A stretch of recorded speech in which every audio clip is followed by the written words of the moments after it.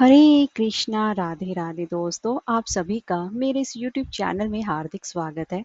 आप सभी को बछ बारस की हार्दिक शुभकामनाएं। हिंदू पंचांग के अनुसार बछ बारस का जो व्रत है वो भाद्रपद मास की कृष्ण पक्ष की द्वादशी तिथि को किया जाता है। इस दिन महिलाएं अपनी संतान की लंबी आयु और खुशहाल जीवन के लिए यह व्रत धारण करती हैं। इसे गोवत्स द्वादशी के नाम से भी जाना जाता है। यह व्रत उन महिलाओं के लिए सबसे ज्यादा खास होता है जो संतान प्राप्ति की इच्छा रखती हैं। इस दिन गाय माता और उसके बछड़े की पूजा उपासना की जाती है। इस गोवत्स द्वादशी या फिर बछ बारस के दिन गाय और बछड़े की पूजा उपासना की जाती है। अगर किसी समय आपको गाय और बछड़ा ना मिले तो मिट्टी का गाय और बछड़ा बनाकर भी उसकी पूजा उपासना की जाती है। इस दिन महिलाएं अपने संतान की लंबी आयु के लिए यह व्रत धारण करती हैं और साथ ही साथ इस दिन व्रत कथा सुनने का भी विधान है। तो दोस्तों, आज की इस वीडियो में मैं आपको बछ बारस से संबंधित दो पौराणिक कथाएं श्रवण करवाने जा रही हूँ। तो चलिए वीडियो शुरू करते हैं। अगर आपको हमारी ये वीडियो अच्छी लगी हो तो लाइक, शेयर और सब्सक्राइब करना ना भूलें और कमेंट बॉक्स में जय श्री कृष्ण अवश्य लिखें। तो चलिए वीडियो शुरू करते हैं। एक साहूकार था जिसके 7 बेटे थे। एक बार साहूकार ने एक तालाब बनवाया, लेकिन 12 वर्षों तक वह तालाब नहीं भर सका। इससे परेशान होकर साहूकार कुछ विद्वान पंडितों के पास गया और उसने पूछा कि इतने दिन हो गए लेकिन मेरा तालाब क्यों नहीं भरता है। तब पंडितों ने कहा कि तुम्हें तुम्हारे बड़े बेटे या बड़े पोते की बलि देनी होगी, तभी ही ये तालाब भरेगा। साहूकार ने पंडित की बात मानकर अपनी बड़ी बहू को पीहर भेज दिया। साहूकार की बड़ी बहू हमेशा ही बछ बारस का व्रत करती थी। बड़ी बहू के पीहर जाने के बाद साहूकार ने अपने बड़े पोते की बलि चढ़ा दी। तब घनघोर मेघ बरसने लगे और तालाब भर गया। जब साहूकार अपने तालाब की पूजा करने जाने लगा तो अन्य लोग भी उसके साथ उसकी तालाब की पूजा करने जाने लगे। जाते समय साहूकार ने अपनी दासी से कहा कि गेहूंला धानुला जाने की चने मोठ बना लाना।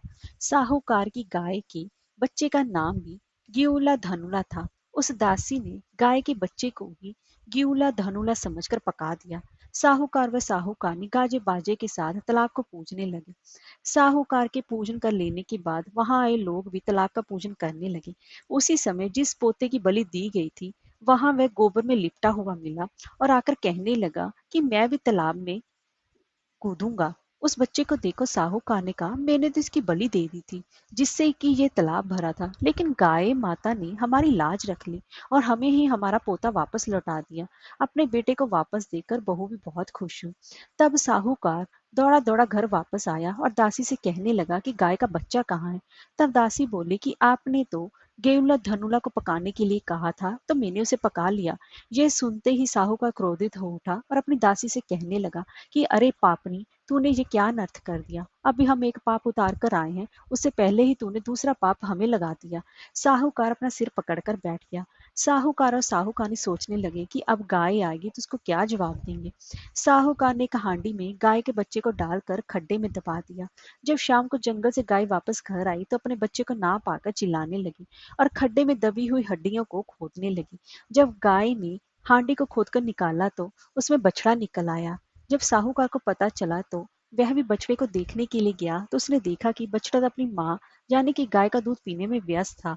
तब साहूकार ने पूरे गांव में ढिंडोरा पिटवाया कि सभी स्त्रियों को बछ बारस का व्रत करना चाहिए। हे बछ बारस माता, जैसे आपने उसे साहूकार की बहू को दिया वैसा ही सबको देना। अब मैं आपको दूसरी पौराणिक कथा श्रवण करवा रही हूँ। प्राचीन समय में भारत में स्वर्णपुर नाम का एक नगर था। वहां देवदानी नाम का राजा राज्य करता था। उसके पास एक गाय और एक भैंस थी। उनकी 2 रानियां थी। एक का नाम सीता और दूसरी का नाम गीता था। सीता को भैंस से बड़ा ही लगाव था। वह उसे बहुत नम्र व्यवहार करती थी और उसे अपनी सखी के समान प्यार करती थी। राजा की दूसरी रानी गीता गाय से सखी सहेली के समान और बछड़े से पुत्र समान प्यार और व्यवहार करती थी। यह देखकर भैंस ने एक दिन रानी सीता से कहा, गाय बछड़ा होने पर गीता रानी मुझसे ईर्ष्या करती है। इस पर सीता ने कहा, यदि ऐसी बात है तब मैं सब ठीक कर लूंगी। सीता ने उसी दिन गाय के बछड़े को काट कर गेहूं की राशि में दबा दिया। इस घटना के बारे में किसी को कुछ भी पता नहीं चला, किंतु जब राजा भोजन करने बैठे तभी मांस और रक्त की वर्षा होने लगी। महल में चारों ओर रक्त तथा मांस दिखाई देने लगा। राजा की भोजन की थाली में भी मल मूत्र आदि की बास आने लगी।